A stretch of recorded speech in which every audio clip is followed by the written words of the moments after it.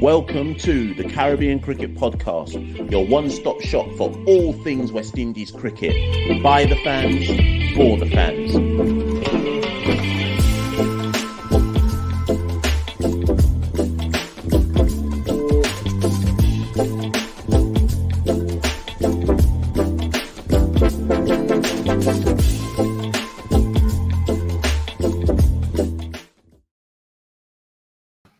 Yes, ladies and gents, I've woken up from my slumber.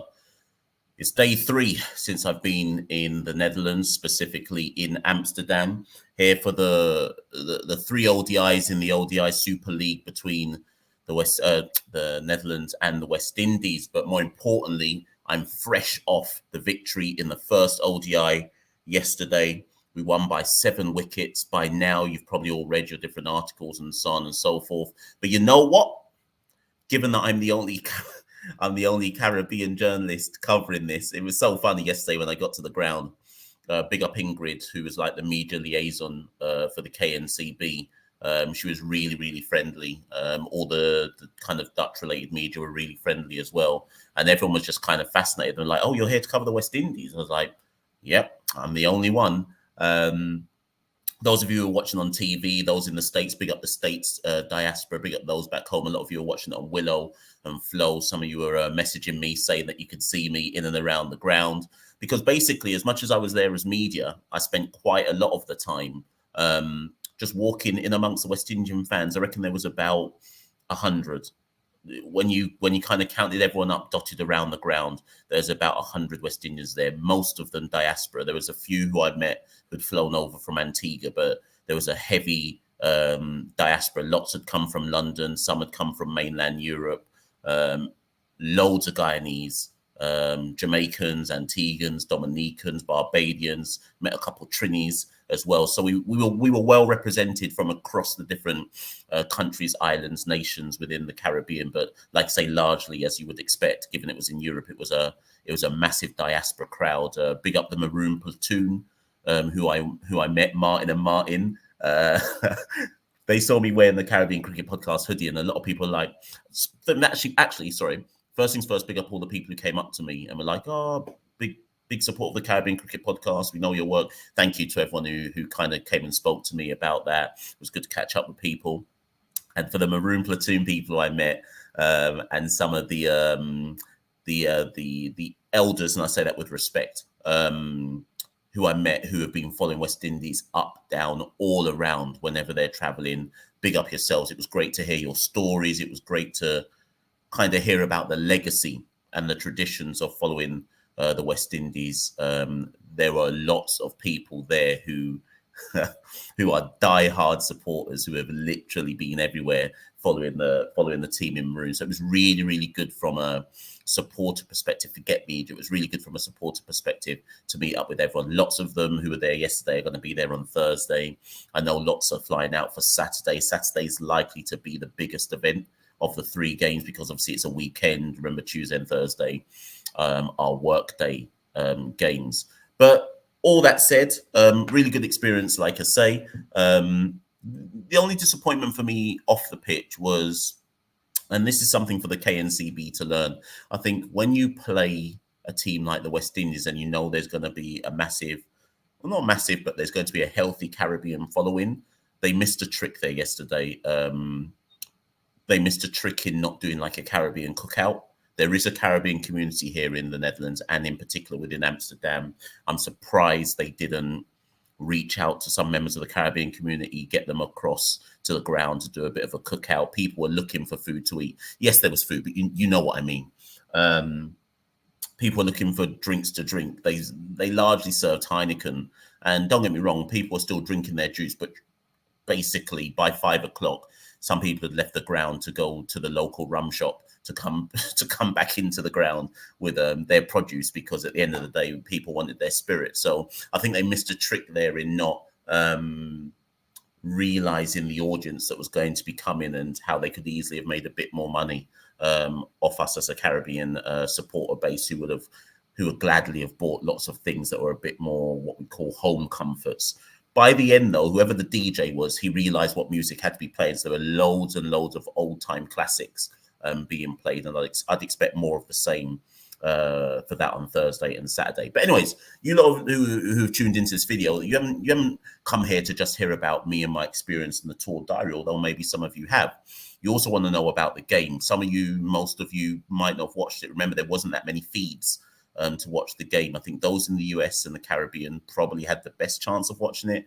There's a lot of people watching on some illegal feeds here and there. Big up yourselves, all about sticking it to the man and finding illegal feeds. In the UK, there was only radio rights, which TalkSport 2 were covering it, but there wasn't a lot of visual opportunities to catch this game. Maybe that will be rectified by Game 2 and Game 3. Unlikely, though. Side bit, as Santoki and I alluded to in our last podcast, the mailbag podcast. Go on, listen to that one if you haven't. We said we doubt there would be a sponsor for the West Indies team. There was no sponsor on the shirt. They had like CG insurance on kind of like the kind of chest part, upper chest part. But there was no main sponsor on the body of the shirts, which is not a surprise. And that's another wider issue and another wider question to unpick and kind of get into. But yeah, didn't even do an introduction, you know. If you're a new time listener to this, I'm a joke fan, you know. I'm a full joke fan when it comes to this. My name is Machel St. Patrick here. I'm one half of the Caribbean Cricket Podcast, and I'm here live in Amsterdam on tour, covering the West Indies for you, the supporters, the fans of the Caribbean Cricket Podcast, and just making sure that in the absence of full coverage of this tour, that you've got somebody who you can rely on and trust to kind of feedback on what's been going on. If you'd like to support the Caribbean Cricket Podcast, you can become a patron. Let me find my things. You don't know how to do by now. I'm always slow on this. You can support us at www.patreon.com/Carib Cricket. It really helps us, I guess, afford what we're doing. Believe it or not, none of this comes cheap. Even me doing this now, this blog, vlog, whatever you want to call it, even doing this now, there's a monthly cost to being able to host it on this site and so on and so forth. So none of this comes cheap. This Netherlands trip is, boy, when I looked at my bank account this morning, boy, it's going to be a pure bully beef and rice thing when I get home, you know, for the rest of the month.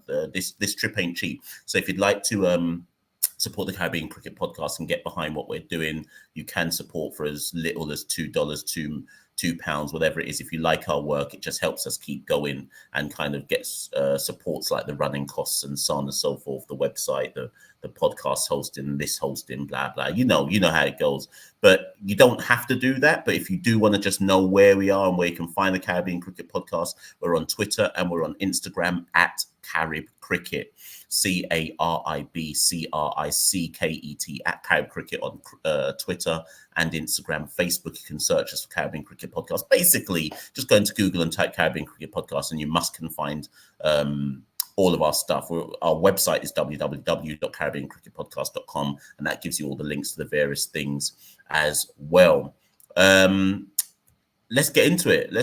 Man. Let's get into the game, the first game. We won by 7 wickets.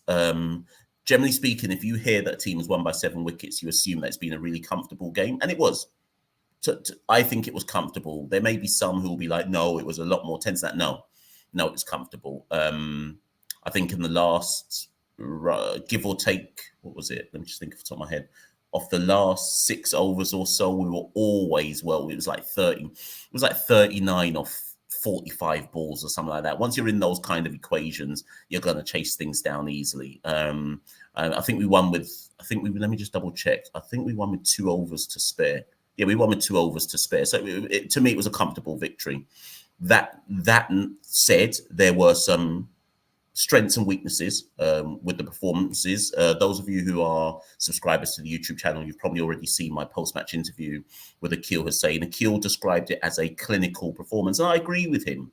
But there are things that the team has to work on. I think the first things first, though, where we should start is that the team selection was interesting. We basically only went in with 5 bowlers, and even those 5 bowlers were interesting. So Alzari Joseph, who only arrived the day before the game, Anderson Phillips, so those were your 2 seamers or your kind of 2 quick seamers.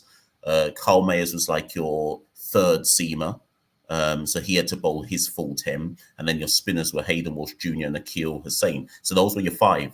And they were the only 5 bowlers in the team. The only other person they could have turned to, if they had to turn to a 6th bowler, would have been Nkrumah Bonner to bowl some dirty leg spin and see if he could keep things tight. So it was a very interesting team selection, given that there wasn't much room to maneuver if things went wrong with the bowling. But largely speaking, all the bowlers did their job, except, sounds harsh, but it's true, Anderson Phillip was a bit erratic.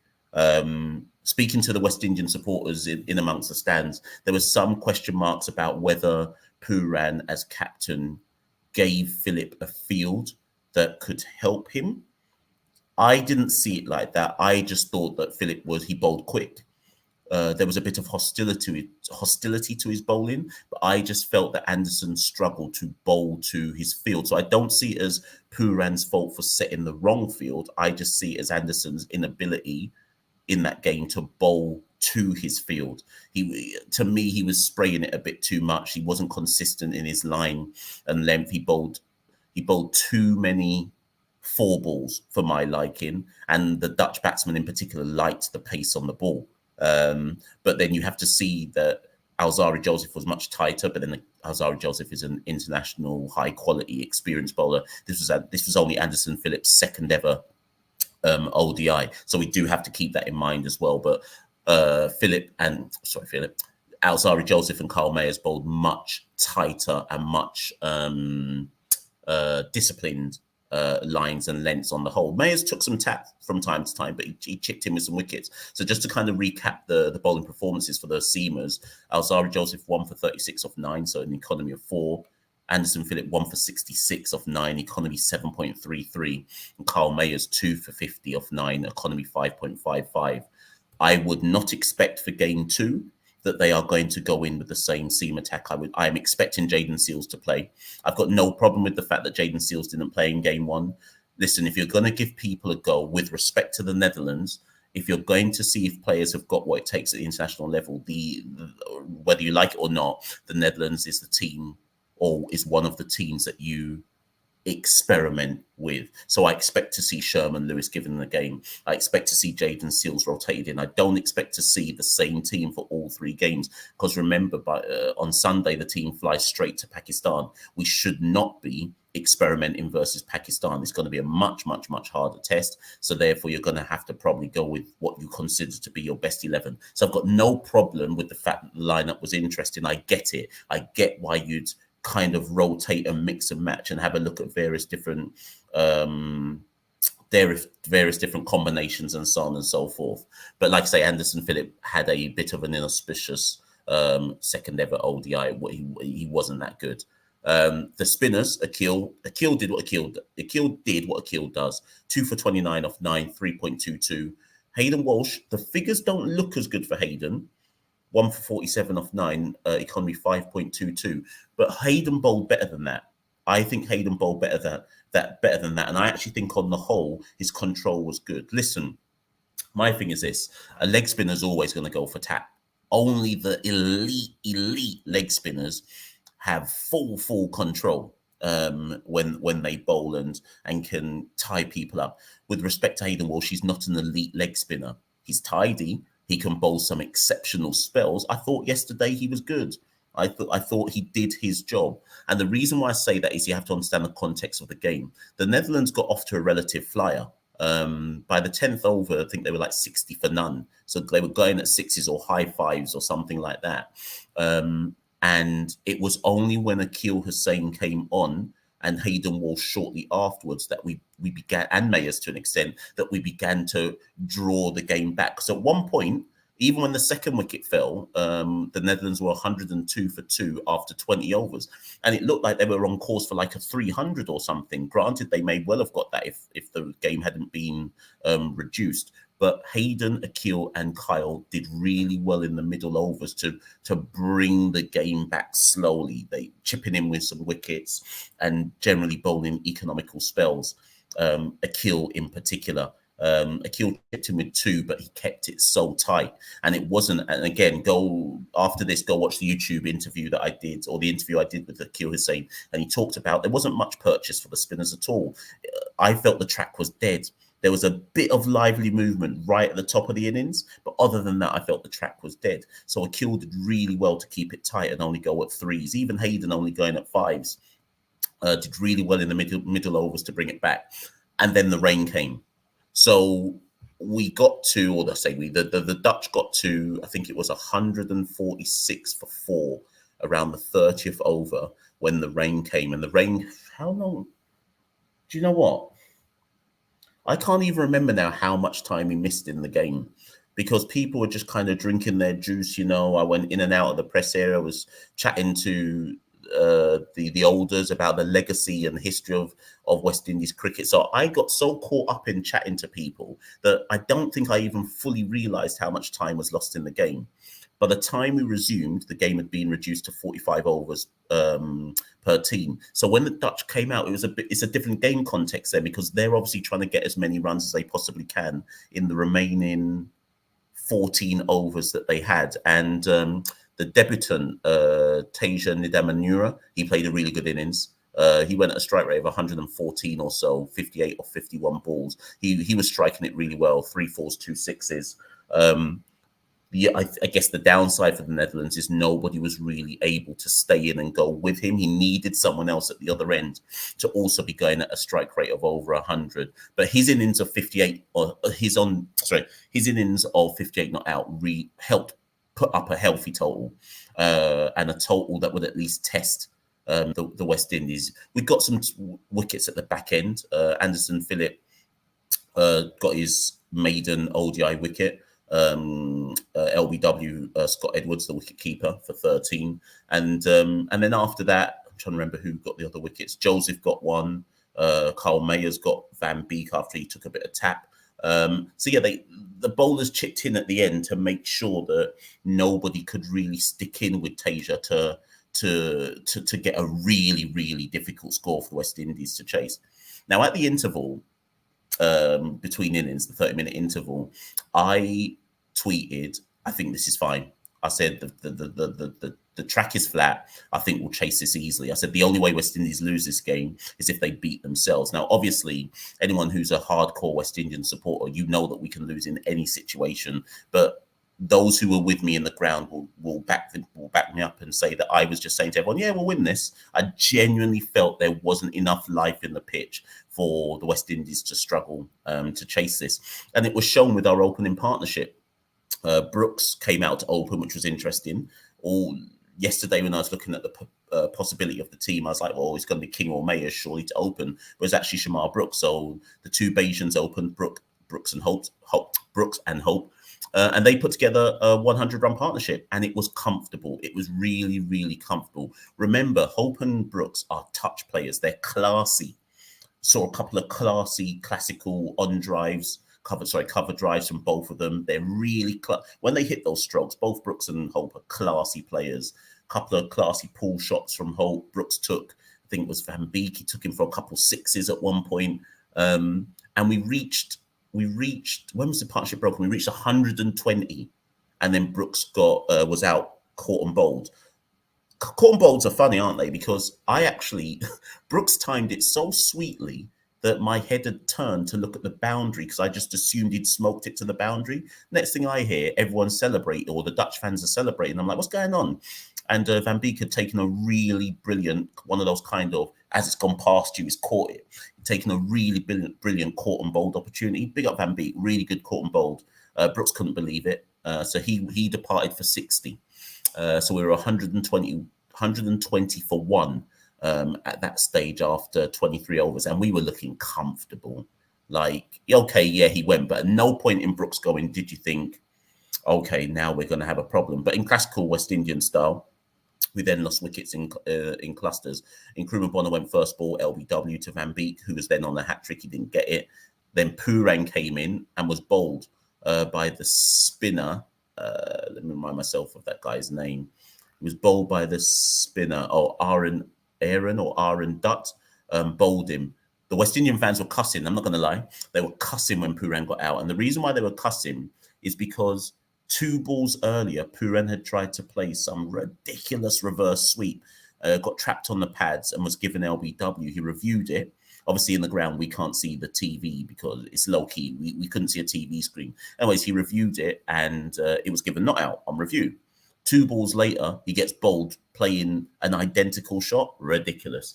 The uncles and aunties in the crowd, they were fuming. They were like, "Come on, man." This isn't how they were saying it, but they were like, "Come on, man. You're the captain. What type of example are you setting by playing effectively what was a T20 shot twice in 2 balls? Neither one you look like you were ever going to connect out for 7." But that's for Nicholas to reflect on. I wasn't so. I mean, it was poor. I'm granted. It was poor. It wasn't a good look, but it's game 1. I'm sure Nicholas will reflect on that. Really bad dismissal. And at that point, we were 133 for 3.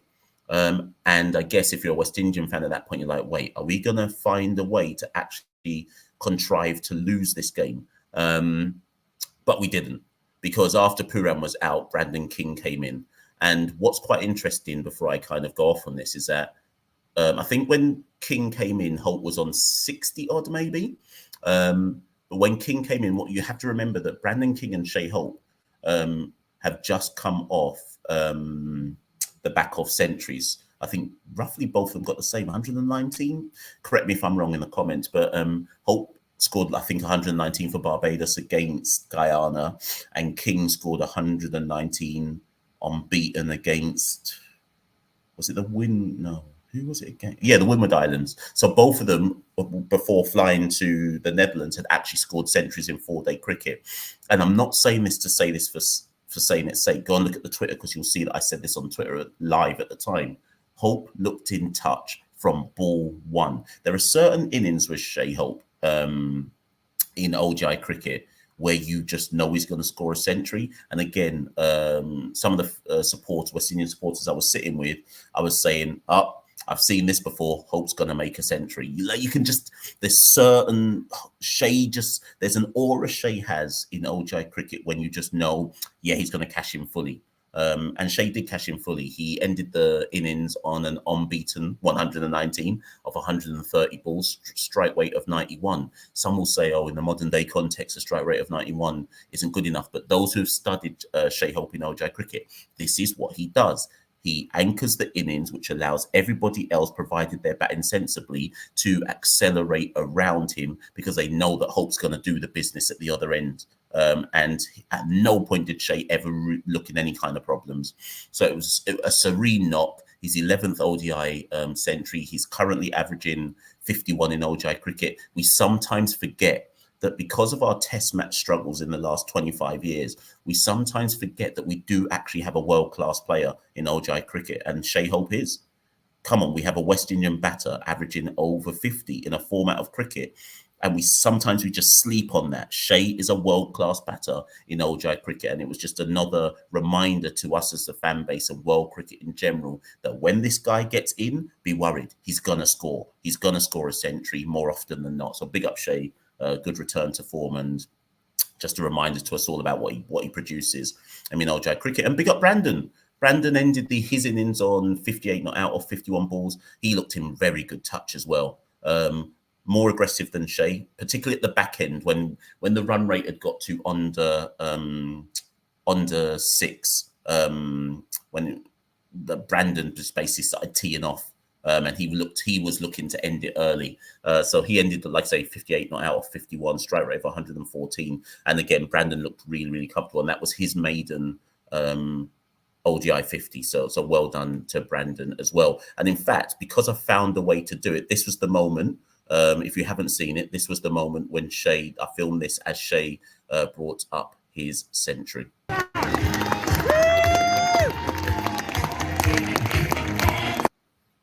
Sorry, let me play that back to the start. That's how you know that sometimes I mess things up. So I'm going to play this back to the start, people. I'll take myself off the screen ever so briefly. And you can see the moment that Shai brought up, and listen to the uncles and aunties in the crowd just before he hits the one.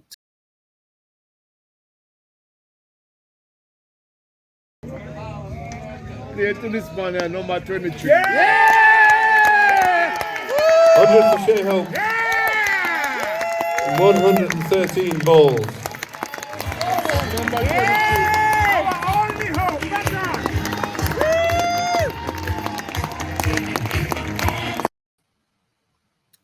So yeah, people. That's now I know that I can do that. Remember, I'm not technically savvy, but now I know I can do that. Look for me to do that in some more of these kind of Amsterdam blogs, vlogs, whatever you want to call them, just kind of recapping how things went. So that was hope reaching essentially when I was in amongst the maroon platoon, having a good old natter about the legacy and history of West Indies cricket. So big up Shai. So like I say, people, that was basically the match. It was a long day. I got to the ground at 10 o'clock in the morning.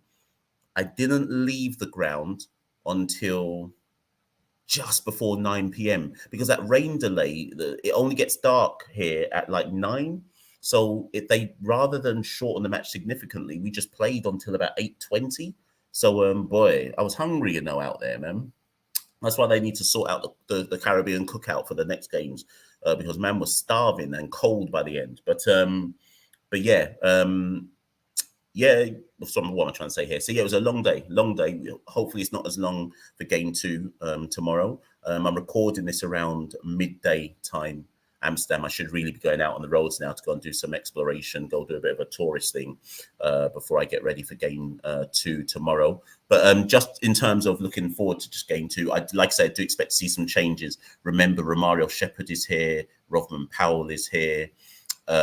Casey Carty didn't get a bat, so he gets his debut, but just fielded. I think they should persist with Casey. I don't think they should drop him. I know I talked about rotation, but at least we got to see him. We never saw anything of him because obviously the rest of the batters did their job. But I'd like to see Casey given a go, maybe get the chance to go up the order if it looks like he's not going to be able to get a bat. Again, it'll be interesting to see if they keep Bonnerin. Obviously, he got a first ball duck, so it'll be interesting to see if they keep Bonnerin. But like I say, there are people who are on the bench who you would expect to see in game 2, primarily Rovman Powell, Romario Shepherd, and Jaden Seals. You would expect to see them in game 2. And then if they win game 2, I think that's when they probably play like a Sherman Lewis in game 3, and so on and so forth. Whatever happens for this 3-day series, everybody should have got a game by the end of this 3-game series, so that by the time we play Pakistan, I think the first game is on the 8th, isn't it? 6th. So next Wednesday. By the time we play Pakistan, they should know what their best team is for that very first game. But more importantly, like I say, that's actually the one thing I forgot. That's 10 points. That's 10 ODI Super League points. I haven't even bothered to look at the table. I'll do that in the next video after game 2, because to me, there's no relevance right now. I was told yesterday that if West Indies win all 3 ODIs, they move up to 3rd in the ODI Super League table, which is all good and well. But then remember, we then got 3 versus Pakistan and 3 versus New Zealand later on in the year as well. So qualification is still highly unlikely at this stage. But all we can do is secure the bag versus the Netherlands and think about everything else later. People, that's a quick little half-an-hour video looking at game 1. I shall be back with game 2. Again, for those of you who are wondering, where can you find us? If you go to our Instagram account, @Carib Cricket, I've been basically doing live stories of the whole tour. So those who are saying, "Oh, where's the vlogs? Where's the blogs?" If you go to Instagram, that's where I've been putting most of the content, etc. So do go and follow the stories there. Because we're nearly on 1,000 followers on Instagram. That's taken a long time to get to because neither myself or Santoki are really savvy about reels and shorts and all of those things. Twitter is where we do most of our stuff. We're about 100 followers away from 10,000 on Twitter, but we should really up the Instagram figure. So go follow on Instagram. You'll see the Amsterdam tour diary, tour blog going on over there. I'm going to go jump in the shower and thing and go explore Amsterdam and do my thing. I'll catch you lot sometime tomorrow. Peace. We rule the cricket world. Now the rule seems coming. Welcome to the Caribbean Cricket Podcast, your one-stop shop for all things West Indies cricket. By the fans, for the fans.